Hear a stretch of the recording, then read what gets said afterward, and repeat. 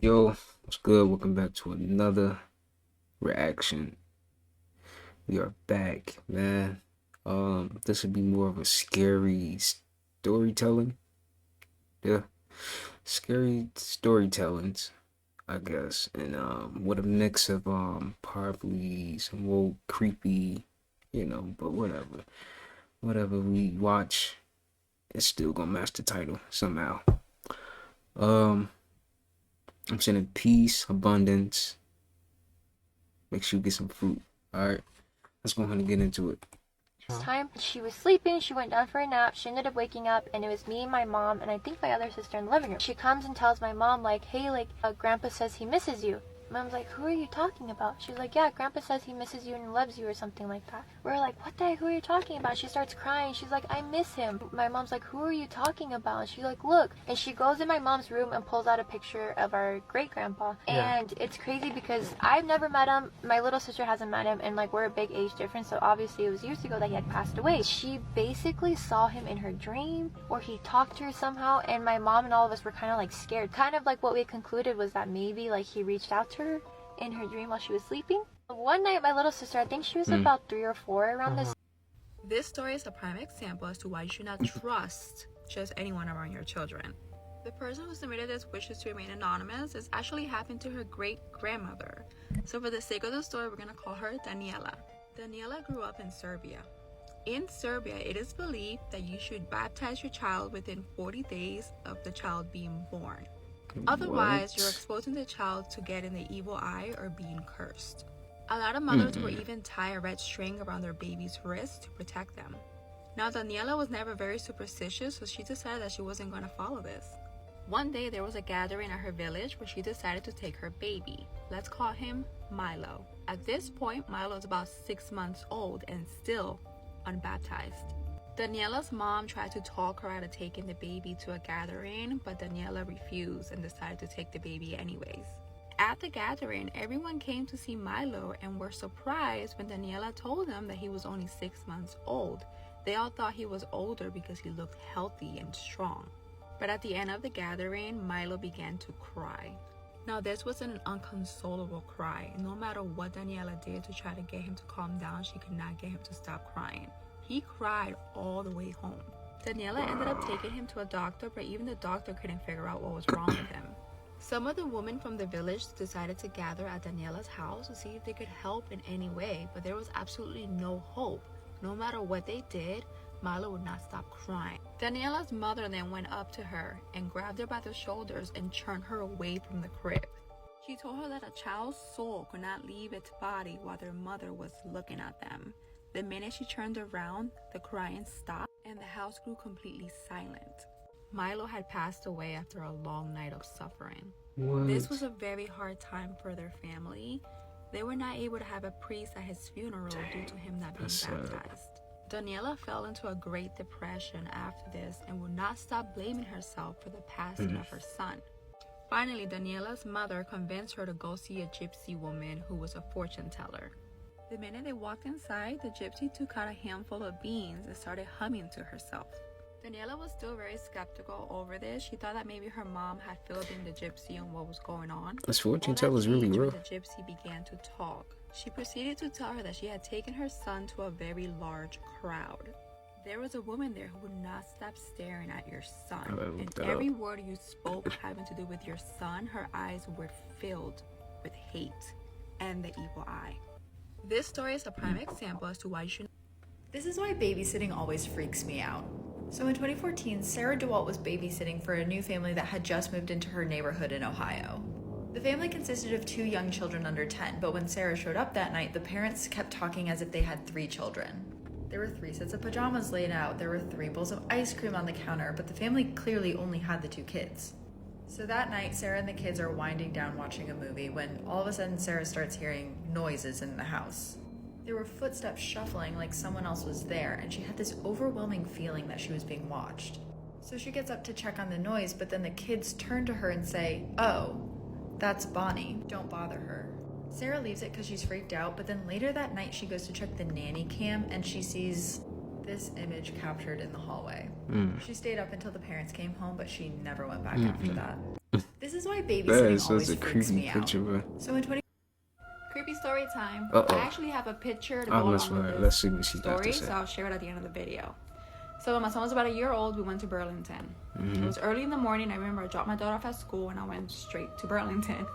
When we get there, I head over to the clothes section. The minute I get to that section, I can feel a presence. I try to ignore it because I'm with my son, so I'm just there trying to interact with him, trying to keep him entertained. He's a year old. And I continue to feel this presence just getting closer and closer and closer to where we're at, to the point where I'm like, I need to go. Before I left, I took a picture of him because he looked so cute with his little Ninja Turtle hat.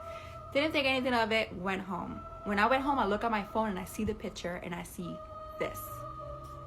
So here's my son with his cute little Ninja Turtle hat. But whose hand is that? Whose hand is reaching for the cart? There was no one around. I'm the one taking the pictures. I'm behind the camera. It doesn't even have fingernails. Whatever it was, we never figured it out. Creepy story time. I actually have a picture to go along with. That fake. What Nah. paranormal experience turning from a Always question skeptic everything. to a Okay, What just so happened? back in Oh, 2005, it's a dude. I was 13 at the time. My oldest sister ended up getting very sick. Now, she has sickle cell anemia, so SS type. And so if you're familiar with that, you know that it's the worst type. And so she was always sick in and out of the hospital. She used to beg my mother not to take her to Grady Hospital, that is downtown Atlanta, Who Georgia. like the hospital? And so this particular time, she Get outta had to here. have a gallbladder, her spleen removed. She needed a blood transfusion and something else. And Grady's one of the biggest hospitals for surgery, and so that's where they ended up sending her to have the surgery. And so my mother, after the surgery was done, my mother wanted us to go and see her, and so we all ended up going down there. So my sister was good or whatever. We were cool talking. Everything was fine. Until my sister kind of like looked off in the corner behind where we were sitting. And so my mother's like, Chantel, what are you looking at? And she's like, y'all don't see that girl in the corner. And my mom's like, no, we don't see no girl in the corner. What does she look like? And so my sister's like, she's a girl and she's holding a teddy bear and she's telling me to come play with her. And so my mom is like, tell her no. And so my sister looks back at the corner and she tells the girl no or whatever. The next thing you know, my sister jumps back. And so my mom's like, what? My mom jumped up like, what? And she was like, the girl's face turned into like a half burnt face. And so immediately my mom started praying. And so me and my little sister and my other sister looking around like, what's going on? And so while my mom was praying, we all noticed that my sister was pressing the button on the side of her bed, like basically making her bed rise up in the air. And my mom ended up opening her eyes and looking, and that's when we all seen something like maybe a hand or something going up the side of my sister's bed, up under the covers, and she was basically raising her bed so that the hand couldn't touch her. You have to like for part 2. what paranormal experience Tell me about the scariest thing that has ever happened to you. When I was 13, I lived in Australia for a year with my parents. One night, my parents went out for a party, and I stayed alone at home watching movies. During the middle of a movie, I decided that it was a great idea to walk down to the corner gas station to get some candy. I settled back on the couch and thought everything was fine until about 5 minutes in, I heard this very ominous, low, and evil laughter coming from the couch across from me. I froze for a moment and I could just feel my entire body get covered in cold sweat. I slowly grabbed the TV remote and put the movie on mute because I thought maybe it was the movie. It wasn't a scary movie, but my mind was just reeling and I thought, maybe it's the movie. Once the movie was on mute, I turned towards the couch that was across from me and stared at it, sweating, hoping that it wasn't going to happen again. I'm going to have to make a part 2. I'm so sorry. Tell me about the scariest. Part 2. I have a creepy story time. If this is the type of content that you're into, feel free to follow along. I post a scary story every single day. The person who submitted this wishes to remain anonymous, so for the sake of the story, let's call him Victor. Now, Victor is a medium, which means that he is able to help people who have recently lost a loved one in order to deliver a message, or if they're having any type of experiences in their home. Back in 2006, him, his wife, and daughter had recently moved to Texas. Around this time is when they came across a family that were having issues in their home. It started off very small, like pictures falling off the wall, dishes were being moved, and keys were going missing, but nothing too crazy, just mainly annoying. But as time went on, it started to get worse. Victor was called, so he decided to go over there and take a walk around. The minute Victor walked into this house, he felt it. Now, this family had 2 young children. One was about 4, the other one was 6. So Victor suggested that they lay baby powder on the ground to try to eliminate some of the noises and the things going missing, to see if it was maybe the kids messing around. The next day at about 9 a.m., Victor gets a call from the family. He ends up going to the house. When he walks in, they show him one of the rooms where they lay the baby powder, and very clearly in cursive, the name Casey has been written out. Now, Casey happened to be Victor's daughter's name, and there was no way that anyone in the house could have been the one to write it out, because there were no footsteps around the name, 1, and 2, no one in the house knew his daughter's name. So Victor asked the family, "You guys know anyone by the name of Casey?" The family all responds with, "No, we don't know anyone by that name." Victor then tells the family that he cannot help them and starts to quickly leave the house. The family, of course, asks, "Why can't you help us? And who's Casey?" Victor explains to them that Casey is his daughter's name, and the fact that his daughter's name was written in cursive on the ground to him is a warning. Victor believed that this was a D word that was trying to come after him because he was helping the family. I have a creepy story time. If this is the type of content that you're into, feel free to follow. I'm gonna have to follow her. At a random place She and got out some of nowhere creepy run into stories. a loved one that is now gesturing you to follow them, just blindly, I would definitely question it.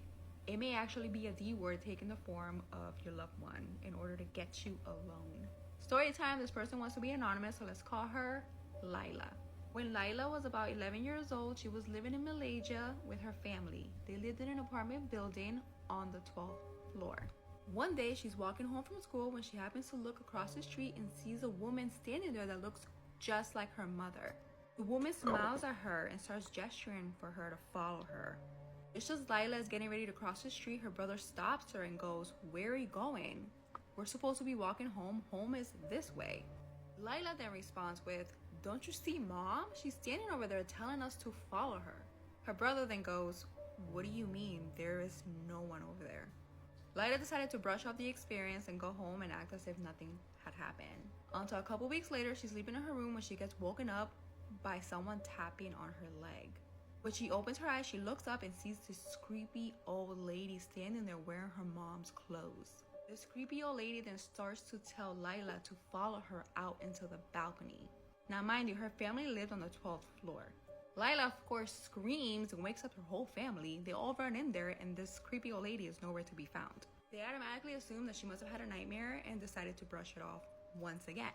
Until one night, Lila's mom wakes up to Lila sleepwalking towards the balcony. When her mom shook her awake, Lila told her that her mom had been the one that had been holding her hand, walking her towards the balcony. This is impossible due to the fact that her mom had been asleep the whole time. This really started to scare Lila's mom, so she decided to take Lila to the temple so they could pray over her. Just a few days later, Lila wakes up screaming at the top of her lungs. She keeps saying that she sees the creepy old lady right outside of her window, dressed in her mom's clothes, telling her to come outside. Now, once again, they lived on the 12th floor, so there was no humanly possible way that a human could be just floating on the 12th floor. At that point, Lila ended up going back to the temple where they did a full cleansing and came to the home and they spread holy water all over it, just really clearing out any type of negativity or just negative energy that could have been left by this creepy old lady. The temple then told her mom that this creepy old lady that she had continued to encounter over and over again was actually a D word that took the form of a human in order to capture their victim. From that point forward, Lila's mom had 5 golden rules to follow to prevent anything like that from happening again. Let me know if you guys are interested in hearing them. Oh my 5 things that I've God, never why they be doing that? They're Part very 2. true to Lila's heart and her culture. If you're ever walking I don't think I'm gonna be able to find that. Unless I go to her. Nah, spirits is definitely real, for sure. Indeed, nah. It's just like, make me wonder, like, how long does it take them to, like, leave this planet? You know what I mean? Like, because, you know, people be attached to certain things, you know?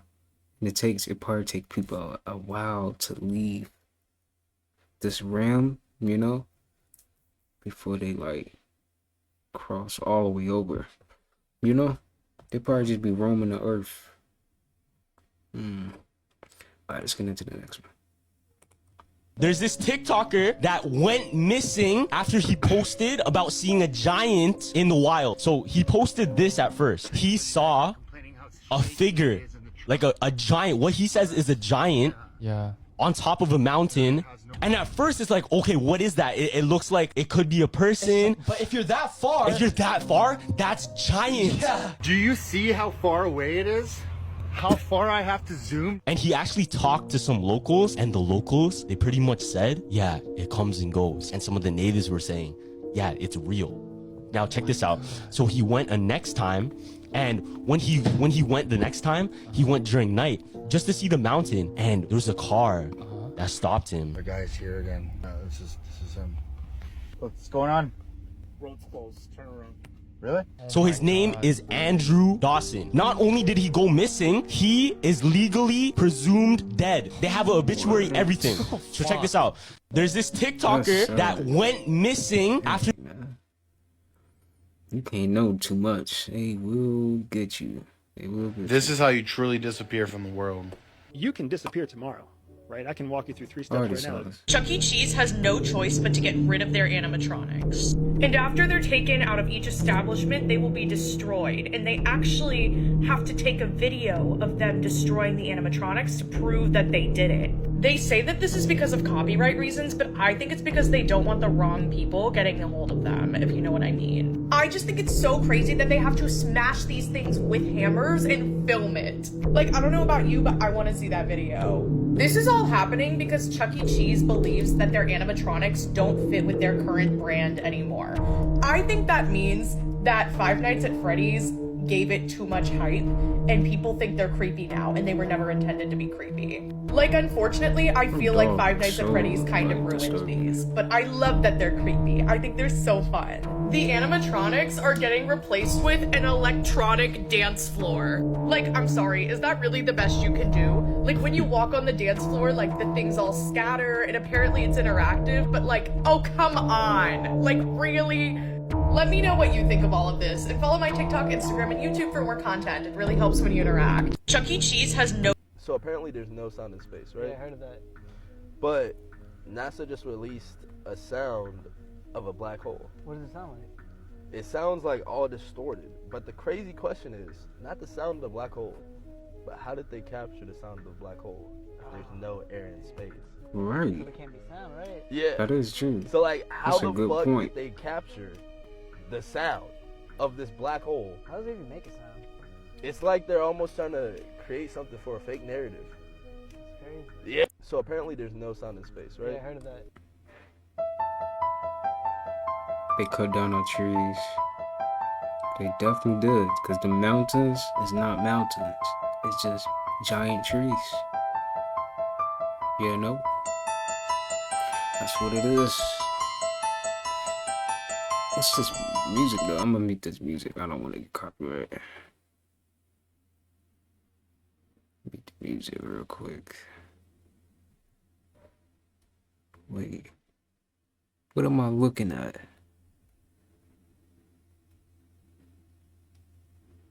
Wow. Wow. Like a whole house in there.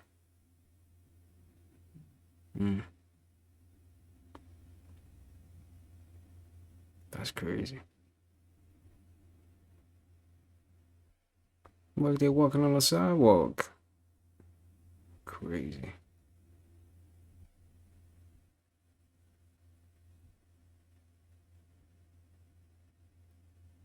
Do y'all, no, I mean, it's obvious though, right? Mountains are really just trees. That's really all it is. Giant trees that got cut down, and then they call them mountains. Like, no. Get out of here, man. Alright, I don't know what I'm looking at now. Skip that.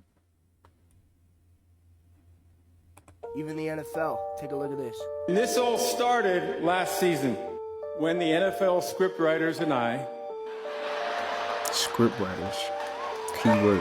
Well, we got together and we decided that two brothers should play each other in the Super Bowl. When the Bosa brothers said no, I said, well, I guess the Kelseys will do. Speaking of the Super Bowl, now the Chiefs have Taylor Swift on their side. So why would they want the Chiefs to lose when their jersey sales have gone up 400%? Which brings us back to this video. Here's a clear example. 27 doesn't even attempt to make a tackle on Patrick Mahomes, giving him a clear path to a first down. They also love to tell us the truth in all their commercials as well. Check out these. What do we got? I say we run last year's script back. Who doesn't love a good sequel, right? Nice. But we're just going to tweak the ending a little bit. There we go. Write that down. All right, everyone. Last season was a smash. Ratings gold.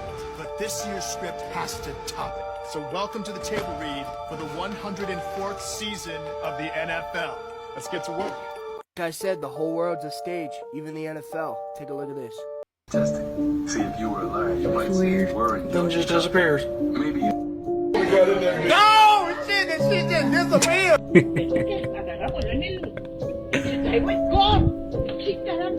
What the fuck is happening?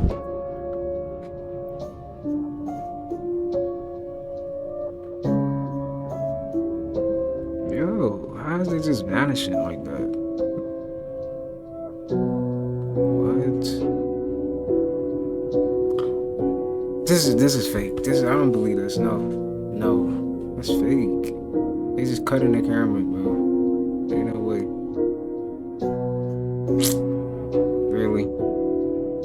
So they're just going poop.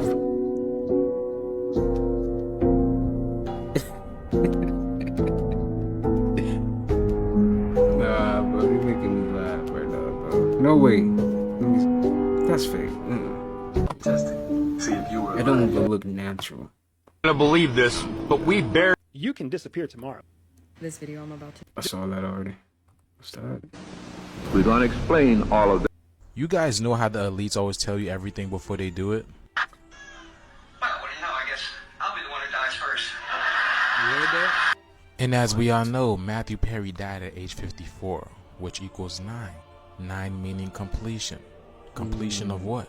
Now this next video I'm about to play has some very encrypted message. Please pay attention and let me know what y'all think. Something is not adding up with Matthew Perry's death. As you all know, Matthew Perry was found drowned in his jacuzzi at his home in Los Angeles. Yeah, Days leading up to his death, he was posting cryptic set messages on his Instagram in reference to Batman. Starting on October 17th, Matthew Perry posted this video of a cinema room. Every wall was covered with Batman. And he points up to the corner of the room, and there's a bat signal up there. The next post, he posts a bat out in the water where it says, "Sleep well, everybody. I've got the city tonight. Matman." So he's referring to himself as Matman, playing on the pun of Batman. He has something that says, "Batman plays pickleball." It was announced that he played a 2-hour pickleball match right before he died. Now, there's one post that's very bizarre where it's somebody, it's not Matthew Perry's hand. I don't believe it's Matthew Perry's hand, but it's somebody's hand dropping 3 cranberries on a table. And Matthew Perry says, "This is what I've had to eat today. I'm Matman." People are speculating that this had something to do with the Cranberries lead singer, Dolores O'Riordan, as she was found dead from drowning as well. And then he goes on to post a picture of a jack-o'-lantern with the Batman signal carved into it saying, "Do you know what I mean?" And after this, he posts a video of the moon. And all it says is, "Do you understand what I'm trying to tell you?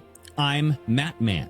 And in his 83rd and final post, it shows Matthew Perry in the jacuzzi where he drowned. He says, "Oh, so warm water swirling around makes you feel good? I'm Matman." In this photo, you can clearly see that he's highlighting the moon, which is behind him as well. And that is another thing, is Matthew Perry died on a full moon with a partial eclipse. He died on the hunter's moon. Some are saying that this was a full moon sacrifice. So what does this mean? Is he trying to tell us something? Batman, Matman? What's very interesting is in the Batman TV series, Season 1, Episode 33, Fine Finney Friends, it is revealed that Bruce Wayne's great-grandfather was the founder of the secret society Skull and Bones at Yale. That is Bruce Wayne's grandfather, Mrs. Cooper? His great-grandfather. I understand he was tapped for Skull and Bones. Tapped for it? Sir, he founded Skull and Bones. Not to mention that it was episode 33, which is heavily involved with Freemasonry. Now, obviously, this is very tragic. I don't want to make light of this, but there's some things that just don't add up surrounding Matthew Perry's death. Matthew Perry has had a history of drug abuse. He's had medical issues, so it's leading a lot of people to think that he was relapsing. But some are speculating that he was telling everybody a message, or he was trying to tell everybody a message because of all of these Batman/Matman scenarios. Something is not... Like, share, and follow for more for videos like this. And also keep... Distractions, I don't know. Hey, look at them birds, bro. They cool. Why we can't come together like this, bro?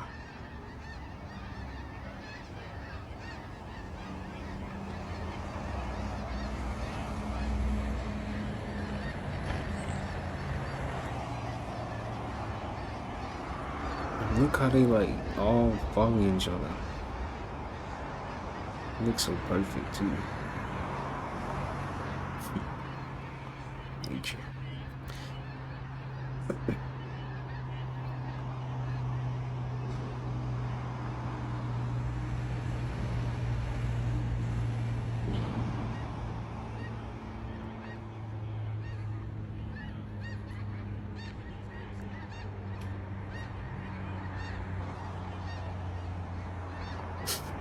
They probably having a whole conversation, boy.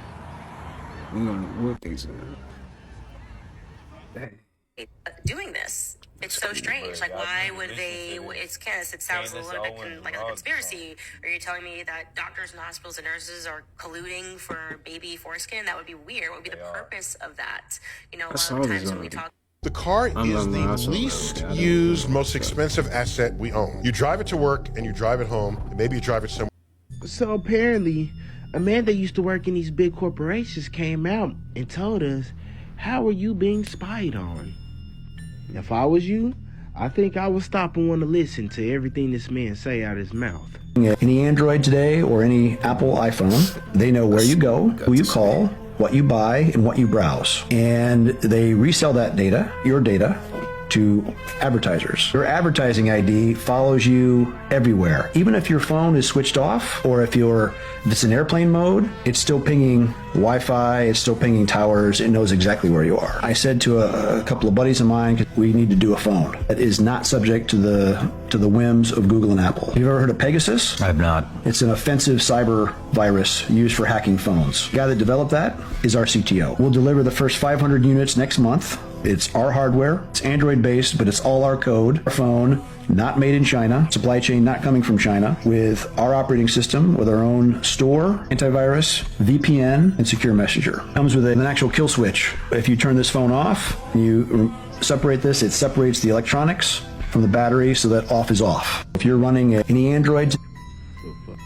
And something he missed for entertainment purposes only is they also pick up what the fuck you say. I even go as deep as they can pick up what you fucking think. Exactly. I can't be the only person that thought something and all of a sudden an advertisement popped up on my phone. All I'm saying is, y'all move how y'all move with this entertaining information. Let me know what y'all think about these phones keeping track of your data in the comments. Like and follow for more wisdom and stay tuned. Follow me on YouTube. We finna drop some exclusive content. So, parents. Alright, y'all. I'm gonna go ahead and end it off right there. That's 30 minutes worth of creepy, scary TikToks, man. Again, I'm saying peace, abundance, wealth, all that good stuff, man.